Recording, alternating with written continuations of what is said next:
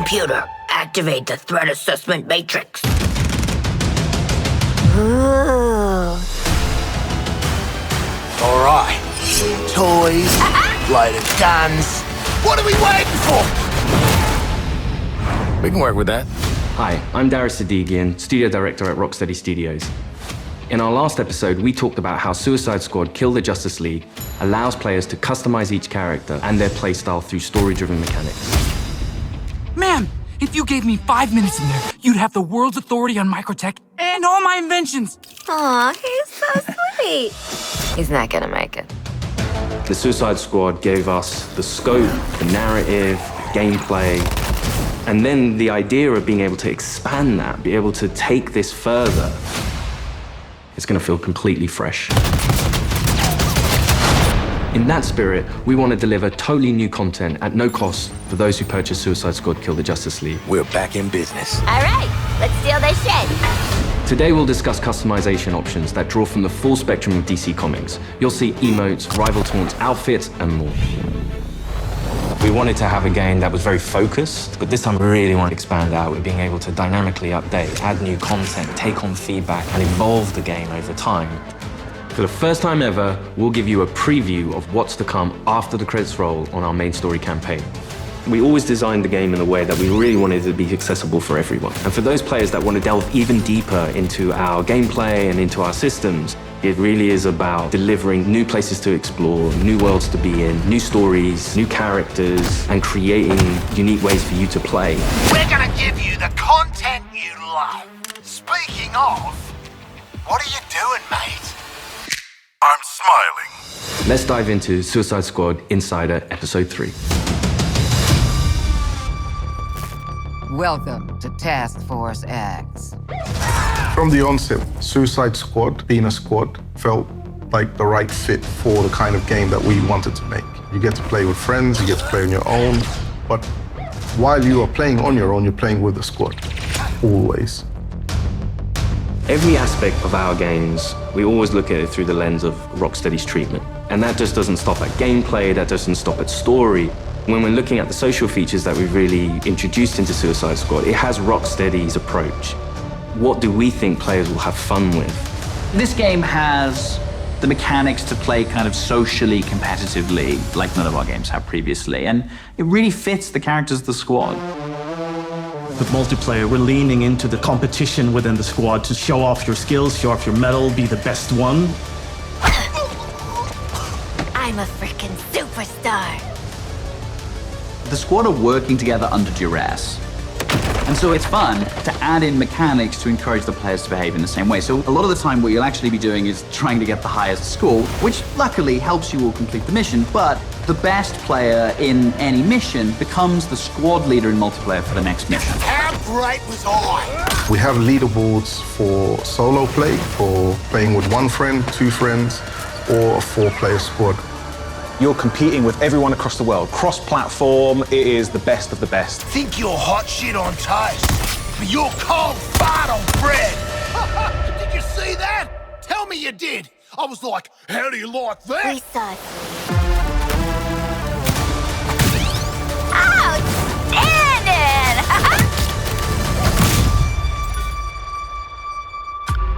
There's some really fun incentives for playing together as well as playing competitively. You can use the equipment that other players have equipped on their characters in your squad with the AI playing as the characters. And those players whose bots you use get rewards for you using those bots. And that's a really fun feature that I think the players will be incentivized because they'll get something out of doing too.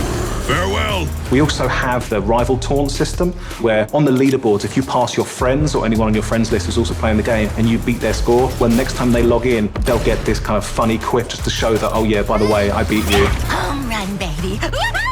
You boot up the game, you're logging in, and then all of a sudden on your screen you get Boomerang giving you the finger. I think fans are going to have a great time with our remote system. Allowing players to kind of communicate in different ways, really in playful ways. As Rocksteady, as creators, this was another opportunity for us to really engage with our characters, extend the narrative through the players' choices with a very cinematic eye.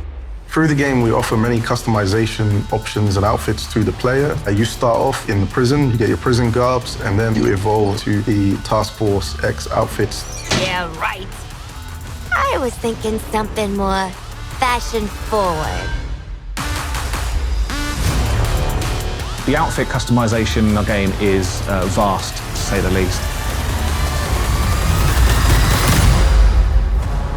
With this game, Rocksteady will deliver a full story-driven campaign to players, including more cinematics than any previous Arkham game.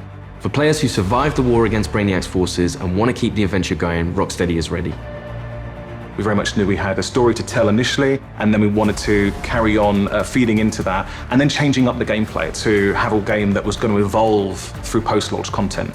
Suicide Squad Kill the Justice League is going to be one of the most generous, player-friendly, post-launch experiences available. Every season we will have 2 episodes. Each season there's going to be a different spin on how you play, and will be heavily themed by a DC villain. So there's many, many layers of influence from the DC world on how you play and what you do. The seasonal content gets automatically dropped into the game each episode. There's no playable content locked behind a battle pass, and the in-game shop is for cosmetics only. You'll always be able to go back and play the episodic content. If you want to come back 6 months from now, that'll always be there. This is a totally player-friendly approach to letting you play the content you want to play when you want. The DC universe is massive, and in most games, you can only see or explore a tiny, tiny piece of it. But what's really cool about the narrative of Kill the Justice League is there's almost no limit on where we can go. Celebrating before the game is over. In his pursuit of trying to recreate his perfect Kolu, Brainiac has been experimenting with some of our favorite DC characters' DNA, creating new worlds in alternate realities. It's these worlds that we call Elseworlds.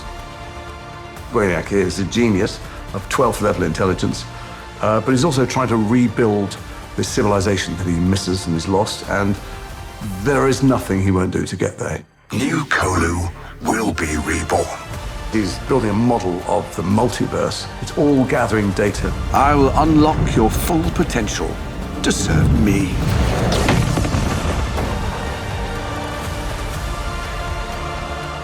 There's different versions of everybody in different universes, and their timelines have just diverged at some point. We've got lots of amazing characters coming up in seasonal play that I'm really excited for players to meet. And the Elseworld principles gives us lots of flexibility and lots of room to put our own spin on them.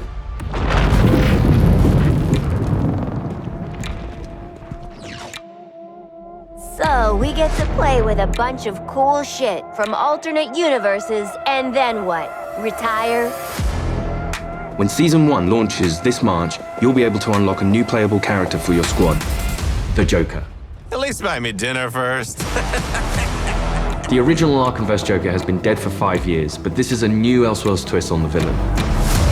He was part of the Suicide Squad in the Elseworld that he's from, which already shows that he's slightly more cooperative than the previous Joker we've had. But as you get used to him and actually play to him, you realize he's unhinged in a different way. Not only has he got to figure himself out, but he's figuring out his place in this new world and this new squad. He hadn't reached supervillain status before Brainiac invaded, so, he's still a bit less experienced. I think we've taken him back to the kind of more vaudeville roots of Joker. He's masking insecurities with traditional Joker behavior.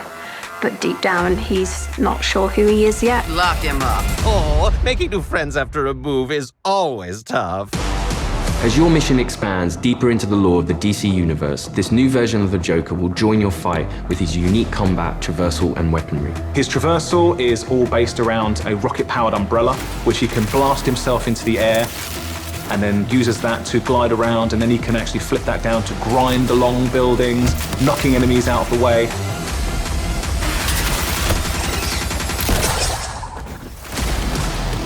And the kind of frantic, vertical and horizontal energy that he has means you've always got to be moving and always attacking the enemies.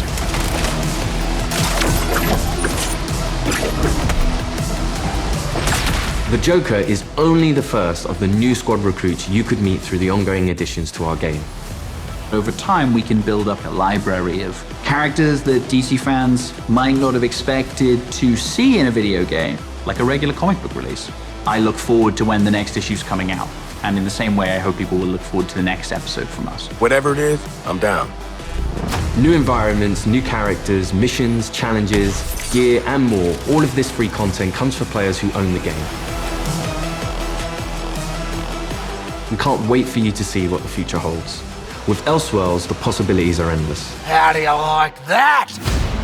Thanks for watching this series. We hope you'll join us for Suicide Squad Kill the Justice League, a third-person action shooter where some of the wildest villains of DC Comics join forces to save the world from its greatest heroes. No, that's mental. We're not doing that. God help us. Yeah. I think players are going to be surprised about the depth to which they can craft a character. It comes back to player choice and player freedom. Everything from melee strikes into gunplay, which you could then go into a traversal attack. All of the combat moves flow seamlessly into another.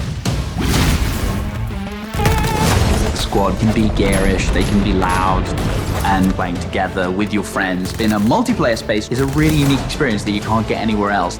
What we've done with the Suicide Squad is to really expand those experiences. Not only just one character this time around, we've done it with 4 and we plan to do it with more. This brings back memories of my old Suicide Squad. Whether you're in for the main story or exploring what lies beyond, Rocksteady Studios is here to support our players while delivering exciting new experiences. Thank you for joining us and we'll see you at launch February 2nd, 2024.